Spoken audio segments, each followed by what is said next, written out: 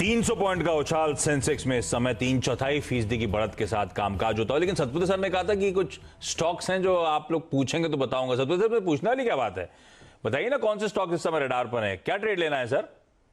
आशीष, दो काउंटर्स मुझे बढ़िया अच्छा, एक लगते हैं। मिनट, एक तो है मैं पता सतपुत्र, सॉरी सॉरी सॉरी, मैं आपके पास आ रहा हूं। इस बीच दरअसल हमारे साथ वेदांता के चेयरमैन अनिल अग्रवाल सर जुड़ते हुए और साथ में शैल सर आपको आप स्टूडियोज में नजर आएंगे। अनिल सर, धन्यवाद आपका, आज तो आप भी चर्चा में है सर।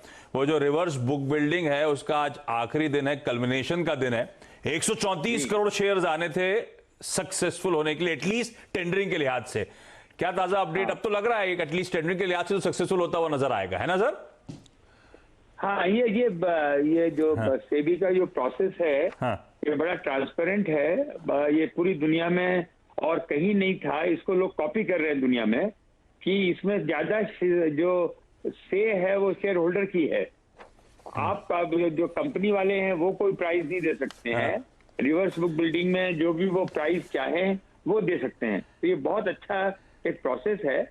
और इसमें जो हमारे जो पोजीशन है, हमको टोटल 134 करोड़ शेयर चाहिए।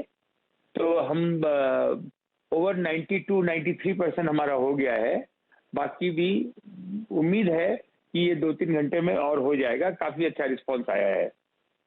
अग्रवाल साहब नमस्कार, मैं शैलेंद्र बोल रहा हूँ स्टूडियोज से। जी शैलेंद्र जी, नमस्कार। मैं ये जानना चाह रहा था कि कुछ ऐसे अमाउंट्स हैं जैसे 6 करोड़ शेयर जो एक बहुत हाई लेवल पर आते हुए दिखे हैं, लगभग 320 के आसपास। आपका अपना व्यक्तिगत अनुमान क्या है कि जो बुक का साइज है उसका प्राइस क्या बनेगा? हमने पूरा डिटेल देखा नहीं है। जो भी है आपके सामने सब ट्रांसपेरेंट है। नीचे में शेयर 85 में भी आए हैं, ऊपर में शेयर आप जैसे बता रहे हैं 350 में भी हैं, 10-5 शेयर और उससे भी ऊपर हैं। तो ये बुक बिल्डिंग है, ये बुक बिल्डिंग हो रही है। हर आदमी अपने हिसाब से बात करता है। तो जो भी है वो ट्रांसपेरेंट है। इसके अंदर फिर हम 134 करोड़ शेयर हमको लेने हैं। अगर उससे ज्यादा आ गए तो उसमें से हम देख सकते हैं 134 पर शेयर कैसे हम निकाल सकते हैं। फिर हमारे पास दूसरे चॉइस है कि अगर हम काउंटर ऑफर भी दे सकते हैं। तो दोनों बातें हम लोग शाम तक तय करेंगे। अनिल सर, असल में शैल सर जो स्पेसिफिकली कह रहे थे 6 करोड़ 32 लाख शेयर जिनके पास है वो LIC हैं, और LIC ने आज हमारे नेटवर्क से जब बातचीत करी सर, तो उनका कहना है दरअसल 320 रुपए उनको लगता है कि सही मूल्यांकन, फेयर प्राइस है आपके स्टॉक की। आपके बाद सबसे बड़े शेयर होल्डर तो शायद वही हैं, तो उनकी बातें का वेटेज तो है सर। हम सब रिटेल शेयर होल्डर ये जानना चाहते हैं आप कितना विलिंग है टेबल पे ऑफर करने के लिए, कितना और स्ट्रेच करने को तैयार हैं सर? आपने कुछ back of the envelope calculation जरूर कर रखे होंगे अनिल सर। नहीं, ये जितना चीज है वो इतना ट्रांसपेरेंट है। आप देखें कि हम जब 62 रुपए का भाव था शेयरों का, उसके बाद हमने 80% रुपए के शेयर का 80% ज्यादा तक भाव गया। 120, 130, 140 तक का भाव गया। तो ये सारे चीज तो सब ट्रांसपेरेंट है हमारे हाथ में। हम कितना विलिंग है, हमने भी जितना पैसा हमारे पास पैसा हमने उधार लिया बैंकों से ये शेयर खरीदने के लिए, वो भी हम आपके पास है। सब चीज आपके पास सामने है। तो अगर किसी ने कहा है कि मेरे को शेयर भाव में ज्यादा रखने हैं, हमको खाली 84% ही शेयर चाहिए। हमको 100% शेयर नहीं चाहिए।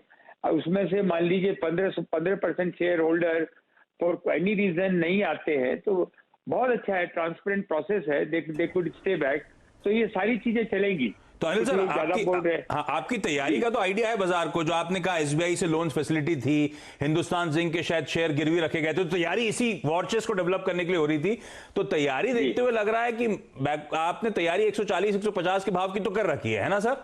जी जी जी, वही है, वो सामने ही है ना, सामने सब चीज सामने ही है।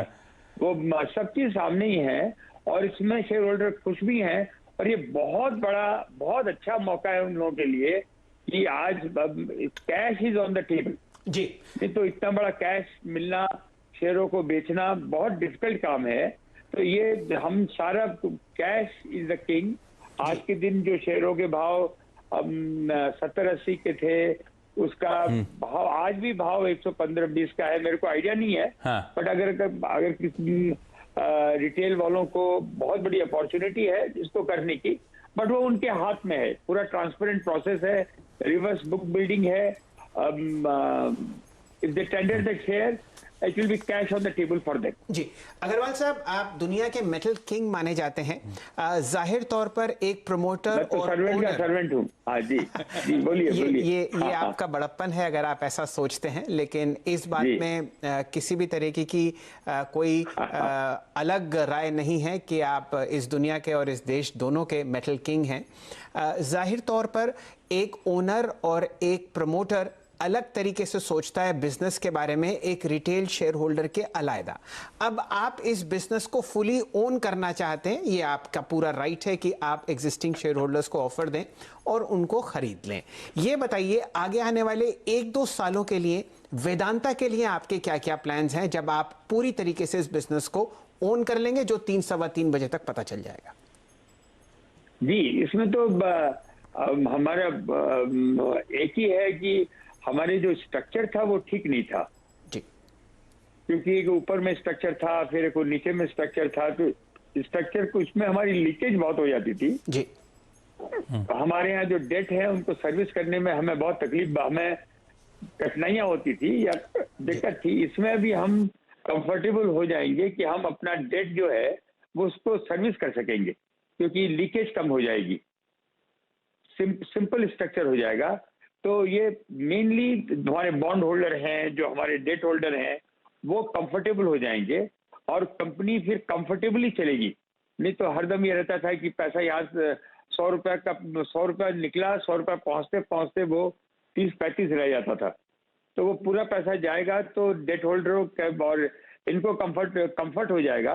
तो अब ये हम इसको डीलिस्ट करा के उसको एक सिंप्लीफाई वे में उसको कंफर्टेबल कर देंगे, यही हमारा अभी ध्येय है। कंपनी जो है वो अच्छी है, हम इसको चला रहे हैं और बहुत ईमानदारी से चला रहे हैं और अच्छा है। जी अग्रवाल साहब, मैं आपको सन 2001 में लेके जाऊंगा। फरवरी 11 या फरवरी 12 की बात है। आपने हिंदुस्तान जिंक की परचेज करी थी सरकार से और मैं आपसे मिला था दिल्ली में। अब भी वो मसला अटका हुआ है। 26% स्टेक सरकार का हिंदुस्तान जिंक में फिलहाल बरकरार है। अगर तब आप कुछ ज्यादा ऑफर कर देते तो शायद वो 26% स्टेक भी आपके पास आ जाता। यही कहानी आज आपको दोहराती हुई दिख रही है। LIC के पास 6% स्टेक है। कोई ऐसा प्लान आपके जहन में कि आप LIC से अलग से नेगोशिएट करें, उनको ज्यादा प्राइस ऑफर करें, या काउंटर ऑफर ऐसा मारें कि LIC भी तैयार हो जाए? काउंटर ऑफर भी आएगा तो वो जरूर देखेंगे कि वो क्या है। उस दिन भी जब हिंदुस्तान जिंक का था, हमारे पास अधिकार नहीं था कि उनके शेयर हम खरीदें। उन्होंने पूरे टर्म्स कंडीशन लगा के रखे थे और जिस टर्म्स कंडीशन के बेसिस पे हमने हिंदुस्तान जिंक ली, हमने कभी भी, हमको जो काम करना था हमने उसमें कभी भी हम बीच में नहीं आए। बिल्कुल। लेकिन जो गवर्नमेंट का ही मसला रहता है और गवर्नमेंट जो है वो पार्टनर रहना चाहती थी और किसी भी कारण से वो रही तो वो रह गए। आज भी अगर LIC जैसा सोचती है, मैं उनका माइंड नहीं समझता हूँ, लेकिन बाजार भाव भी सामने है, अब जो प्राइसेस बढ़ी हैं वो भी सामने है, दूसरे जो पीयर्स हैं वो भी सामने है, हमारा डेट है वो भी सामने है। उसको मद्देनजर रख के जो भी वो डिसीजन लेंगे वो सिर माथे पर है ना। तो पता अग्रवाल सर, हम सब रिटेल इन्वेस्टर्स यही जानना चाहते थे कि जो आपने कहा बड़ा पारदर्शिता से हो रहा है, आपने भी जो फंड मोबिलाइजेशन करा है वो सबको पता है, पर डीलिस्टिंग की अगर मंशा बनाई है तो कितना आप you willing to walk further, कितना? और तो इसके लिए 140, 145, 150 के बियॉन्ड अगर डीलिस्टिंग का प्राइस जा रहा है तो आपने क्या फर्दर फंड्स के लिए कुछ टाई अप कर रखा है? मंशा है इसके बियॉन्ड जाने के लिए, तैयारी है उसके बियॉन्ड जाने की? सर यही प्राइसेस जो हैं वही हमें एक बार ये शेयर आ जाएंगे ना, ये बहुत बड़ी अपॉर्चुनिटी है लोगों को कि इसमें जो भी वो चाहे वो प्राइस भरें। उनको कोई रोक नहीं है। अगर उनको X प्राइस भरनी है वो X भर सकते हैं, Y भरनी है Y भर सकते हैं। जो उनका दिल है वो प्राइस बने। नहीं तो उनका दिल तो अपनी जगह, हम आपका दिल जानना चाहते थे सर। नहीं, हमारा तो जब हमारे पास ये शेयर, आपने दो बात कही। हाँ। एक तो हम तो शेयर होल्डर के इंटरेस्ट में ही काम कर रहे हैं जी। कि भाई 60 रुपए का भाव था, उसको आज ये भाव पहुंच गया।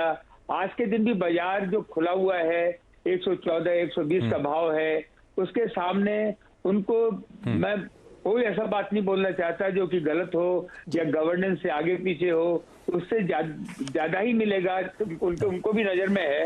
तो ये अपॉर्चुनिटी है सबको कि इसमें भाग लें, भागीदारी बने और इसको आगे बढ़ाएं। नहीं, उस 60 का भाव ठीक था, उसके बाद डीलिस्टिंग का प्राइस जो भी आया। अब क्या, जब डीलिस्टिंग की प्रोसेस शुरू होती है ना, सबको वैल्यू नजर आती है। तो केन में हिस्सा, हिंदुस्तान जिंक में हिस्सा, आयरन ओर, कॉपर, सिल्वर, सब मूल्यांकन करने लगे हैं। सबको आपकी कंपनी बहुत पसंद आ रही है सर, इसलिए थोड़ा मुश्किल हो रहा है हमको कि हम सब चाहते हैं फिर अच्छा भाव नहीं, लेकिन मिले। उसमें डेट भी है ना। डेट भी बहुत, जो हमारा जो डेट है वो 1,20,000 करोड़ रुपए के आसपास हो जाएगा। तो वो भी डेट जो है वो उसको भी मद्देनजर रखते हुए जो भी भाव है वो सामने है। लेकिन डेट भी जो है उसको आज एक डीलिस्टिंग भी हो रही है बिकॉज ऑफ की डेट है, और डेट को भी हमको एड्रेस करना है। जी अग्रवाल साहब, आपकी बात एक्सेप्ट करी कि आपको 1,20,000 करोड़ की डेट एड्रेस करनी है। ये बताइए, बुक बिल्डिंग में अगर कोई ऐसा प्राइस या ऐसी वैल्यू सेट हुई जो आपको ठीक समझ नहीं आती, वो कौन सा प्राइस है जहां पर आप ना कह देंगे? ना और हाँ, सारी चीज सामने ही है कि जितना पैसा हमने रेज किया है वो आज के दिन एक्सचेंज डिफरेंस भी हो जाता है, उसमें भी 10-5 रुपए का आगे पीछे हो जाता है। तो जो भी पैसा हमने रेज किया है, जो पोजीशन है, वो सबके सामने है। और ये बहुत अच्छा मौका है, मैं बार बार बोल रहा हूँ, मैंने कभी भी कोई बात गलत नहीं बोली। अच्छा मौका है, अगर किसी का मन है और किसी के पास शेयर हैं तो ये इसमें निकलना चाहिए। लेकिन वो उनके ऊपर है, मैं उनके ऊपर छोड़ता हूँ। ये प्राइस भी अच्छी है, मार्केट को देखते हुए बहुत अच्छी प्राइस है, लेकिन उनकी इच्छा पर है वो कैसा करना चाहते हैं। लेकिन हमने ये सारी चीजें, कंपनी जो है जो डेट को रिपेमेंट कर सके, उसमें लीकेज कम हो, इसको ध्यान रखते हुए हमने ये सारा काम किया है। बिल्कुल सही बहुत आप देखें ना, मार्च में शेयर की प्राइस 62 रुपया थी, उसके बाद 80-85 हुई, उसके बाद हमने उसका 80% प्राइस बढ़े। तो प्राइस तो जो कंप्यूटर पे आ रही है, सब जितने शेयर होल्डर समझते हैं, कोई नहीं समझता है। जी, आपने सही कहा अग्रवाल साहब, बिल्कुल पारदर्शिता से आपने ये ऑफर फ्लोट किया है और प्राइस जो डीलिस्टिंग से पहले था बहुत इंप्रूव हुआ है रिटेल धारकों के लिए। मेरा ये आखिरी प्रश्न आपसे ये है कि LIC ने कम से कम ये तो जताया है कि वो बेचने को तैयार है, लेकिन उनके जहन में जो फेयर वैल्यू है उसका एक प्राइस है, वो आपको भी पता है, हम लोगों को भी पता है। आप खुद बाधित हैं अपना जितना आपने फंड रेज किया है उस वजह से, और एक कॉस्ट ऑफ कैपिटल भी होती है जो आपको जरूर आगे देना चाहेंगे। ये बताइए, किसी वजह से अगर ये रिटेल ऑफर फेल हो जाता है तो जो एग्जिस्टिंग शेयर होल्डर्स हैं, क्या वो आपके साथ खुश रहेंगे आगे आने वाले समय में? हमारे ये जो हरदम जब तक कि ये सिस्टम क्लीन अप नहीं होगा तब तक कंपनी में परेशानियां रहेंगी, क्योंकि लीकेज बहुत है। यही मैं बार बार बोल रहा हूँ, ये कंपनी को सिंप्लीफाई करने के लिए बहुत इंपॉर्टेंट था कि इसको हम सिंप्लीफाई करें, और ये जो डुअल शेयर होल्डिंग और कई तरह के जिसमें डेट पोजीशन है, इसको क्लीन करें। इसी को मद्देनजर रख के किया है। ये शेयर होल्डर की जो भी मर्जी होगी हमारे सिर माथे पे, देखते हुए अभी बहुत लग रहा है कि इतना अच्छा रिस्पॉन्स आया है। ये देखते हुए लग रहा है कि ये 92-93%, मैंने देखा नहीं तो स्क्रीन बंद है, ये इतना रिस्पॉन्स है। तो आगे आने वाले टाइम में लग रहा है कि जो काम आगे बढ़ेगा। आप सही कह रहे हैं, रिस्पॉन्स तो अच्छा है, शेयर्स टेंडर भी हो रहे हैं, मेरे ख्याल से जो क्वांटम है उतने शेयर्स तो शायद टेंडर भी होते हुए नजर आएंगे, बस भाव को लेकर इशू होना है तो होगा। अग्रवाल सर, कुछ हद तक आपने जवाब दिया, मेरा सवाल था सब कुछ अच्छा चल रहा था, सब बढ़िया चल रहा था, फिर एकदम से डीलिस्टिंग का मन, ये सिर्फ डीलिस्टिंग का मन इसीलिए कि स्ट्रक्चर सुधारना था, लीकेजेस को बंद करना था, और कोई रीजन नहीं है ना? और कोई रीजन नहीं है, ये क्योंकि क्रेडिट रेटिंग मिल नहीं रही थी और उससे हमारे डेट की प्राइसेस भी, डेट की जो इंटरेस्ट है वो भी हमको हमारे ज्यादा लग रहे थे। तो इसको मद्देनजर जो हमारे सलाहकार थे, वर्ल्ड के बेस्ट सलाहकार, सबकी ये राय थी, अगर डीलिस्टिंग हो जाएगी, अगर स्ट्रक्चर ठीक हो जाएगा तो इसमें लीकेज नहीं होगी, नहीं तो शेयर होल्डर को हरदम परेशानी रहेगी, प्राइस हरदम कम रहेगी, उससे कोई फायदा नहीं है। ये मैं पढ़ रहा था हमारे सहयोगी चैनल पे, जब आप थे तब आप कह रहे थे कि एक दिन शायद इस प्रोसेस को बढ़ाना पड़ जाए, कोई टेक्निकल ग्लिचेस लोग फेस कर रहे हैं क्या? ऐसा हो रहा है क्या? टेक्निकल क्या? कोई ग्लिचेस आ रही हैं क्या? एक दिन इस ऑफर डेट को बढ़ाने की बात क्यों सामने आ रही है?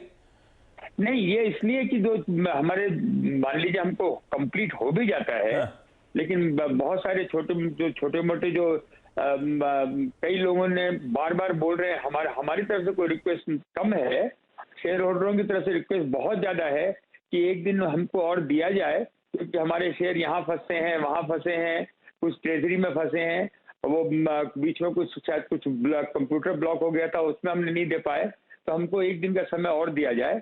और सेबी भी यही चाहती है कि ये सिस्टम जो उन्होंने नया चालू किया है, ये खूब अच्छी तरह से चले, तो वो लोग इसको शेयर होल्डरों की बात भी मानेंगे, और अगर उनको ठीक लगेगा तो उसको एक्सटेंड भी करेंगे, जरूरत नहीं रही तब भी एक्सटेंड करेंगे कि अगर दूसरे शेयर होल्डर आना चाहते हैं तो उनको मौका दिया जाए, अगर 10-5% लोग रह गए तो उनको भी मौका दिया जाए, जो सबके सब आ जाएं, उनकी तकलीफों को दूर करने के लिए काम किया जाएगा। अग्रवाल साहब, ये बताइए, आपकी डीलिस्टिंग सक्सेसफुल हो चुकी और उसके बाद कंपनी भी डीलिस्ट हो गई, तो आपके जो काफ़ी बड़े बड़े राइवल्स हैं, रियो टिंटो है, एंग्लो अमेरिकन कंपनीज हैं, क्या आप उनको पार्टनर बनाने में कोई ऐसा प्रयास करेंगे कि जो स्टेक आपने यहाँ के रिटेल इन्वेस्टर से खरीदा है वो आप और बड़े विदेशी लोगों को अपनी कंपनी में बेचें? नहीं, हमारा ऐसा कोई इरादा नहीं है जी। चलिए, ये तो एक बात कि कोई भी नया इन्वेस्टर आपकी कंपनी में नहीं आएगा। कोई आपने प्राइवेट इक्विटी प्लेयर से अरेंजमेंट कर रखा होगा फंड रेज करने का, अगर ये डीलिस्टिंग सक्सेसफुल हो जाए? ऐसा नहीं है जी नहीं। चलिए, हमारी तरफ से आखिरी सवाल, मान लीजिए 135 करोड़ से या 134 करोड़ से ज्यादा शेयर आ जाते हैं आपके पास, क्या आप उन्हें एक्सेप्ट करेंगे? मेरे को ये टेक्निकल बात में मालूम नहीं है, हमको एक्सेप्ट करने में कोई दिक्कत नहीं होनी चाहिए, क्योंकि शेयर होल्डर हमारे सिर माथे पर है, अगर वो ज्यादा आएंगे तो हमें कोई तकलीफ नहीं आनी चाहिए। अग्रवाल सर, डीलिस्टिंग्स मान लीजिए जैसे शेयरसन का सक्सेसफुल हो गई तो चैनल पे तो आते रहेंगे ना अपने सेक्टर पे व्यू देने के लिए? आप जो बोलेंगे व्यू देने आते रहेंगे, आप आके हमारा इंटरव्यू करेंगे। आप मैं देखता हूँ आपका सीन से आवाज मेरी फेवरेट है, क्योंकि वो कुछ अलग लेके आते हैं, कुछ अलग बात करते हैं। अच्छा, ये मैंने हरदम देखा है, कुछ अलग आप लोग अलग चीज लेके आते हैं, वो मेरे को बहुत अच्छी लगती है, तो मैं लंदन में भी देखता हूँ। So I wish all of you very best and thank you very much for हमसे इतने क्वेश्चन पूछने के लिए। Thank you so much sir, thank you so much. और अब आज अगर ये मान लीजिए डीलिस्टिंग का प्रोसेस खत्म होता है तो 2 दिन का समय, 2 वर्किंग डेज का समय है इसे एक्सेप्ट करना प्रमोटर्स को, इसको रिजेक्ट करना या फिर काउंटर ऑफर लाना। तो शायद ट्यूसडे शाम तक क्लैरिटी होगी। अगर आज के प्रोसेस अगर एक दिन और एक्सटेंड नहीं हुआ तो ट्यूसडे शाम तक हमारे पास क्लैरिटी होगी। अग्रवाल साहब, बहुत बहुत धन्यवाद आज वक्त निकालने के लिए, थैंक यू सो मच। और सतपुते सर, सॉरी बातचीत हो नहीं पाई, लेकिन आपके दोनों कॉल्स हमारी टीम को भेज दीजिएगा, हम टिकर पे जरूर चलाएंगे आपके जो स्टॉक स्पेसिफिक कॉल्स हैं। इस नोट पर आज की इस खास पेशकश बाजारों का हाल में इतना ही। उम्मीद करता हूं आप लोगों के जहन में भी बहुत सारी क्वेरीज वेदांता की डीलिस्टिंग को लेकर होंगी, काफी हद तक उलझने अग्रवाल साहब से बातचीत में सुलझी होंगी। सर, आप कुछ कह रहे हैं? आशीष जी, मैं ये कहना चाहता हूं कि पिछले 2-1 दशक में मैंने करीब 10 या 12 डीलिस्टिंग्स देखी हैं, और इसके पीछे कारण सिर्फ यही है कि बाजार डीप वैल्यू को रिकॉग्नाइज नहीं करता।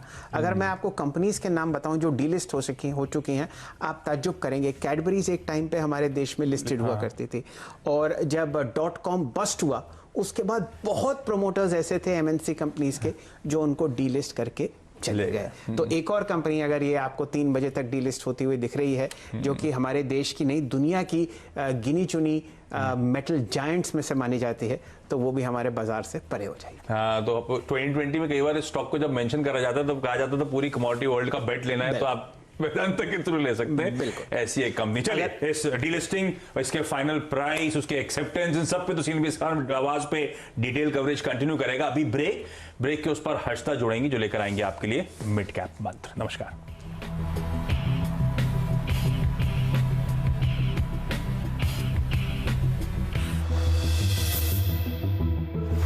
फ्रेंड्स मिलते हैं अगले वीडियो के अंदर, जब तक के लिए गुड बाय।